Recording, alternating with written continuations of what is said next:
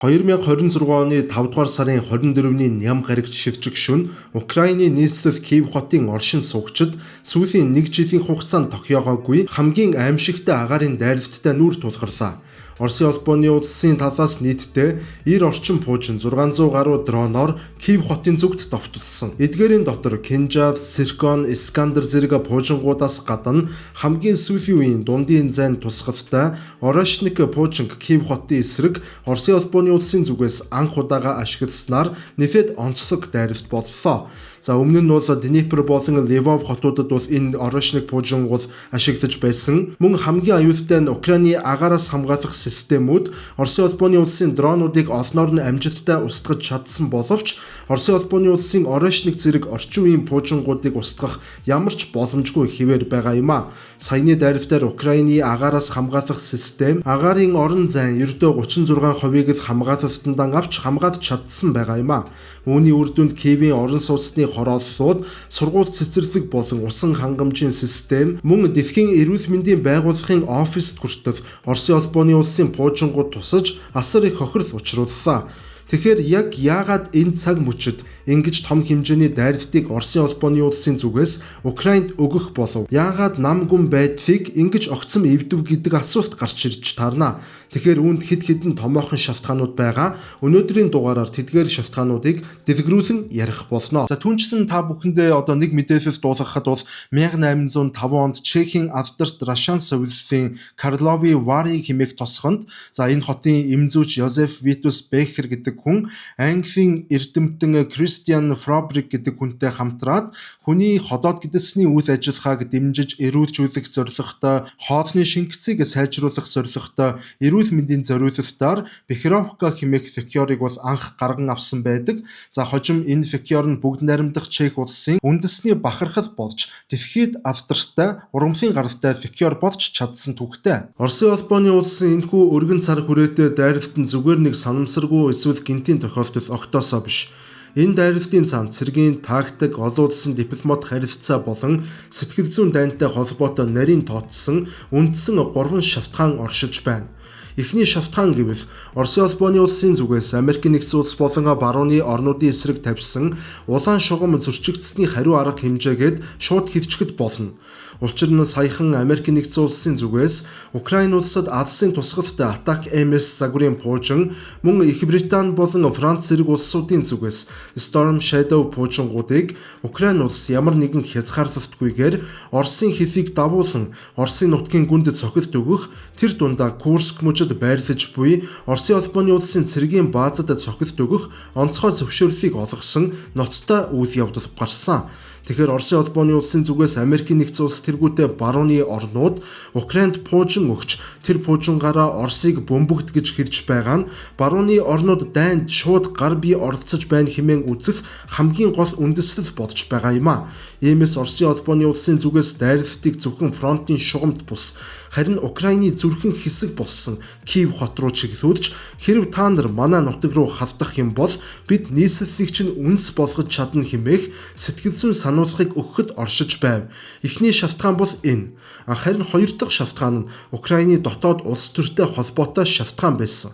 Дөнгөж саяхан Украины засгийн газарт бүтцийн томоохон өөрчлөлт орж батлан хамгаалахын болон гадаад харилцааны сайдууд шинээр томилогдсон үйл явдал болсон. Тэгвэл Оросын улбооны улсын зүгээс Украины засгийн газрын шинэ сайд нар ажлаа хүлээж авахаас өмнө амдаж Киев хот руу асар хүчтэй цохилт өгсөн явдал нь Украины удирдлагуудыг мухардалд оруулж шийдвэр гаргах түвшинд нь паник үүсгэх зорилготой байв. Түүнчлэн энэ цаг үед Америк нэгдсэн улсын засгийн газрын зүгээс Украины дайныг зогсоох яриа хэлэлцээр зуучлал зохион байгуулахаар онцгой идэх гарган ажиллаж байгаа. Тэгвэл ойрын ирээдүйд болох Украины дайныг хэлэлцээрт Оросын улбооны улс нь бид тулааны талбарт илт илүүрхэж байгаа хэмээх ойлголтыг олон нийтэд өгч хэлэлцээрийн ширээний ард давуу тал олж авахд мөн оршиж байна гэж харагдаж байна.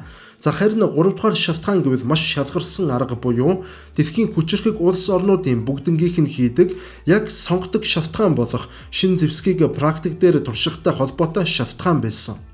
Оросын холбооны улсын энэхүү оройшник зэрэг хамгийн дэвшилтэд агаараас хамгаалах системд устгах боломжгүй зэвсэг ашигласнаар барууны агаарын хамгаалалтын системийг өөрийнх нь буужингуудын эсрэг юу ч хийж чадахгүй байгаа гэдгийг олон нийтэд батлан харуулах давхар зорилго тээж байв. Оройшник буужин асар өндөр хурдтай тул Америк нэгдсэн улсын Alert Patriot системч түүнийг барьж устгаж чадахгүй байгааг дэлхийн нийтэд зарлан харуулснаар Орос улс Украины иргэдийн дунд барууны зэвсэг биднийг хамгаалж чадахгүй байна хэмээх найдвар тасарсан сэтгэл зүйн айдас суулгах барууны орнуудад та нарын хамгаалалт манай буужингуудын өмнө хүчин мөхөсдөж байна гэдэг ойлголтыг өгөхийг давхар хүссэн гэж дүгнэж байна. За тэгвэл одоо энэхүү өргөн хэмжээний дайралтын үр дагавар яг ямар хэмжээнд байв гэдэг сэдвээр үргэлжлүүлэн ярив.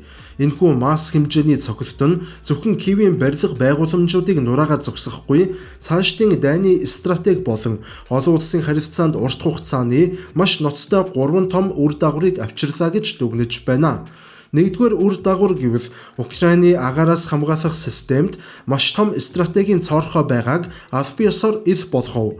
Украины агаараас хамгаалах хүчин Оросын холбооны улсын зүгээс ирсэн дронуудын 91%-ийг далавчид буужингуудын 81%-ийг амжилттай устгаж чадсан боловч Оросын хамгийн гол зэвсэг болох баллистик буужингуудын өмнө бүрэн хүчин мөхөсдөж ердөө 36%-ийг л агаарт барьж устгав. Энэ нь Америк нэгдсэн улсын Patriot тэргүүтээ хамгийн шивдэг хамгаалалтын зэвсгүүдч Оросын оройшник зэрэг хэд шинэ үеийн гипер авианы баллистик буужингуудыг Киев шиг том хотын дээр бүрэн хааж чадахгүй байгааг харуулсан бөгөөд Украин улсын зүгээс Америк нэгдсэн улс болон барууны орнуудаас хамгийн сүүлийн үеийн оройшник зэрэг буужингуудыг устгах чадaltaй агаараас хамгаалах систем шаардах яриа хэлэлцээр эд явагдах гэж байна.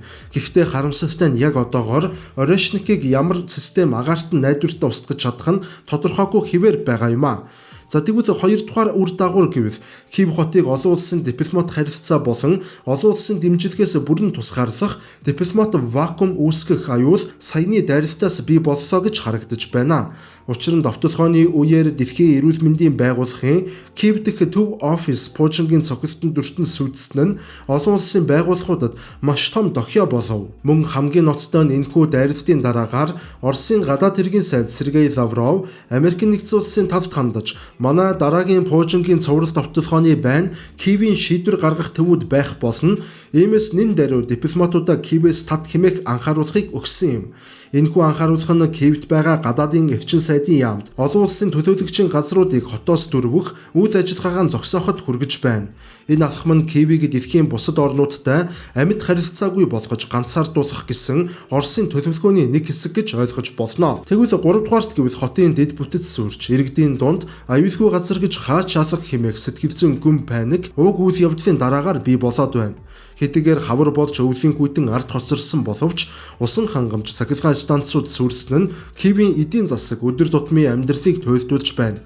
Уг дайралтын улмаас улсын хэмжээнд 4 хүн амиа алдаж 100 гаруй хүн шархтсан бөгөөд хамгийн гол нь дайны фронтын шугамаас маш хол оршиж байсан хамгийн аюулгүй гэж тооцогдож байсан Киев хот энэхүү баллистик буужингийн өмнө хамгаалалтгүй болсон нь Украины ард түмнийг сэтгэл зүйн хувьд туйлдуулж дайныг үргэлжлүүлэх итгэлийг нь мохох аюултай үр дагаврыг дагуулж эхлээд байгаа юм а. Тэгвэл Киевд цохилт өгсөн оройшник гих буужин нь Оросын холбооны улсын хамгийн сүүлд зэвсэглэлтэд нэвтрүүлсэн дундаас алсын зайн тусгалтай дуунаас хэд дахин хурдан hypersonic ballistic буужингийн шинэ систем юм.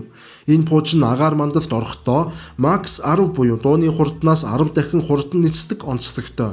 Энэ нь Оросын холбооны улсын нутгаас хөөргөхөд Европын аль ч хотод тэр дундаа Киевт ердөө 15-аас 20 минутын дотор хүрч цохилт өгөх чадвартай гэсэн үг. Харин тусгалын хувьд гэвэл албан ёсны бус мэдээллээр 1000-аас 5500 км хүртэлх зайд тусах чадвартай. Энэ ч утгаараа уг буужин нь дундын зайн баллистик буужингийн ангилалт багтдаг бөгөөд Оросын нутгаас Европын аль ч хэсэгт хүссэн үедээ замдаа ямар ч саадгүйгээр очиж тусах боломжтой гэсэн үг. Оройшник буужин нь агаарт хөөрөөд байндаа удаан ойртохдоо дотроосоо бие даасан хэд хэдэн байг зэрэг устгах чадвартай садж ундаг цэнэгт хушуунууд буюу олон толгойг сулладаг. Саяхан Киевд унсан бичлэгүүдээс харахад тэнгэрээс яг л солирын бороо орж байгаа мэтээр олон тооны үхлийн цохилтууд зэрэг бууж ирсэн нь үүнтэй холбоотой. Мөн одоогийн байдлаар Америк нэгдсэн улс болон НАТОд байгаа хамгийн шилдэг агаарын хамгаалтын системүүд болох Patriot, SAMP-T, THAAD зэрэг эдгээр системүүдийн аль нь ч ийм өндөр хурдтай нисэлгийн чиглэлээ өөрчлөх чадвартай баллистик пуужинг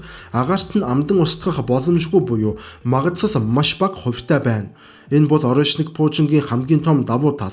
Гэхдээ үүнээс гадна энэ пуужин нь ердөө тесрэх бодис тээвэрлэхээс гадна цөмийн цэнэгт хошуу тээвэрлэх бүрэн боломж бүхий бүтэцтэй. Оросын холбооны улсын зүгээс үүнийг одоогоор ердийн хошуутайгаар ашиглаж байгаа боловч цаг тулсан мөчид цөмийн цэнэгт пуужин болгох боломжтой гэсэн үг. Тэгэхээр юу гэх гээд байна вэ гэвэл дуунаас 10 дахин хурдан. Дээрээс нь ямар ч агаараас хамгаалах системд баригдах боломжгүй цөмийн цэнэгт пуужин. Яг ингээд дүгнээд харах юм бол бодит байдал дээр аль нэг талд хэлбэхгүйгээр яг прагматик байдлаар дүгнвэл Оросын холбооны улсад орешник пуужин байгаа нь тус улсыг цэрэг зэвсэг улс төр болон дипломат салбар гэд энэ бүх салбарт давуу байдалтай болох үндсэн нөхцөлийг бүрдүүлж байна гэж дүгнэж болохоор байна. Тэгэхээр яг дипломат яриа хэлэлцээр бий боллоо гэж бодоход хэлэлцээрийн ард яг бодит байдал дээр хамгийн олон хөзөртэй нь Орос улс болж магадгүй ийм нөхцөл байдал үүсэж байгаа юм а. Гэхдээ ирээдүг хинч тааж мэдэхгүй, цаашид 7 хоногийн дараа, сарын дараа юу болохыг хинч мэдэхгүй, мөн нөхцөл байдал байнга өөрчлөгдөж байдаг болохоор бид бүхэн нөхцөл байдлын өөрчлөлтийг ерөнхийдөө анхааралтай ажиглах ёстой болоод байгаа юм а. За ингээ өнөөдрийн дугаар маань энэ түрээд өндөрлөж байна. Дараагийн дугаараар дахин уулзтлаа. Түр баярлалаа.